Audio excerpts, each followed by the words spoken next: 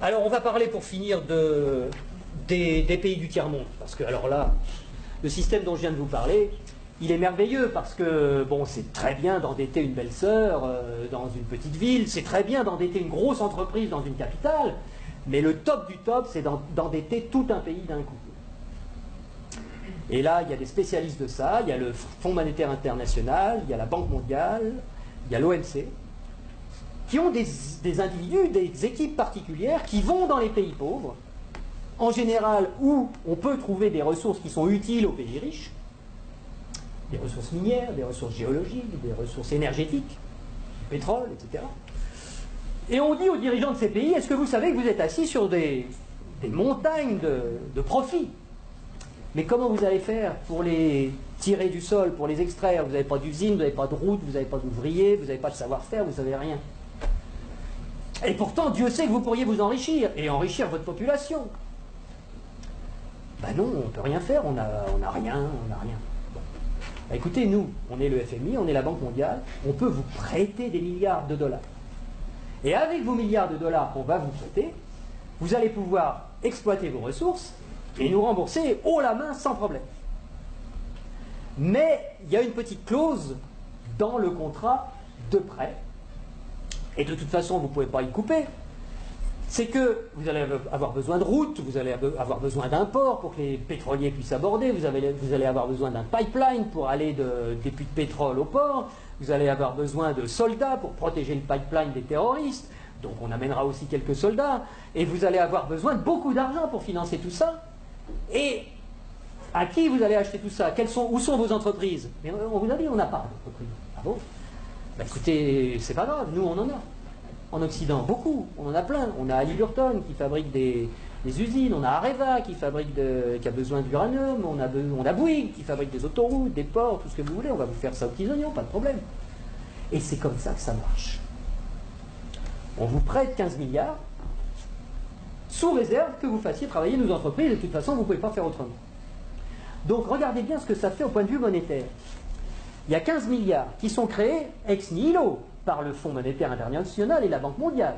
Le Fonds monétaire international, c'est un organisme qui récupère quelques dépôts de la plupart des pays de la planète, qui servent de garantie pour faire des crédits, des prêts aux pays sous-développés.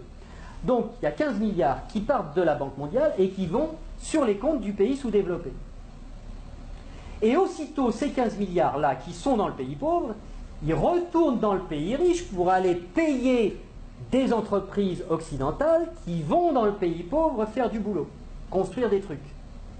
Du point de vue du pays riche, quand vous allez vendre des produits et des services dans un pays pauvre à l'étranger, pour vous, c'est quoi? C'est des exportations ou des importations? Des exportations. Voilà. Je vais aller exporter une usine, Areva, moi français. J'exporte une usine, j'exporte du travail, j'exporte des chars, j'exporte des fusils, j'exporte des outils, de l'outillage.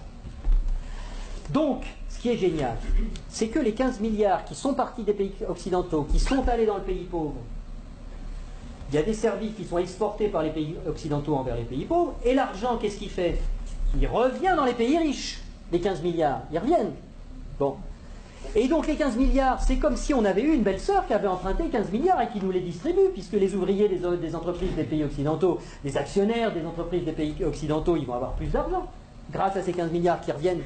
Donc ils vont les dépenser dans l'économie, ça nous fait des transactions nouvelles, de l'emploi nouveau, qui va ruisseler dans notre économie.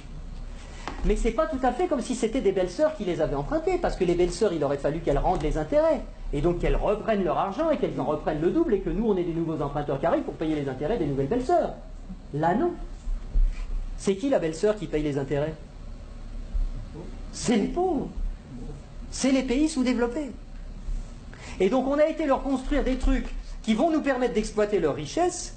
On a eu de la monnaie en plus qu'on a créée nous-mêmes en la faisant passer par les pays pauvres, mais qui revient chez nous net d'intérêts. Et qui paye la dette, qui paye les intérêts, c'est le pays pauvre. Et ils ont deux solutions. Soit ils empruntent à nouveau le montant des intérêts pour pouvoir nous les rembourser, ce qui double leur dette. C'est pour ça que des fois vous entendez des présidents de pays sous-développés qui disent « Mais c'est pas possible, on l'a déjà payé 15 fois la dette, comment ça se fait qu'il faut qu'on paye encore ?» Ben, c'est parce qu'ils ne peuvent pas la créer. C'est parce que pour rembourser des dollars, il faut qu'ils les empruntent. puisqu'il n'y a que nous, les Occidentaux, qui peuvent créer des dollars pour les endetter. Et donc, soit ils empruntent pour continuer à payer leurs intérêts, soit ils vendent leurs ressources pour presque rien. Ce qui nous permet à nous d'avoir le niveau de vie qu'on a, et d'avoir les ressources des pays sous-développés, qu'on a bien choisis parce qu'ils étaient riches en ressources dont on a besoin, et d'avoir le niveau de vie qu'on a, et d'avoir de l'essence pas chère, et d'avoir des iPhones pas chers, etc. C'est grâce à ça.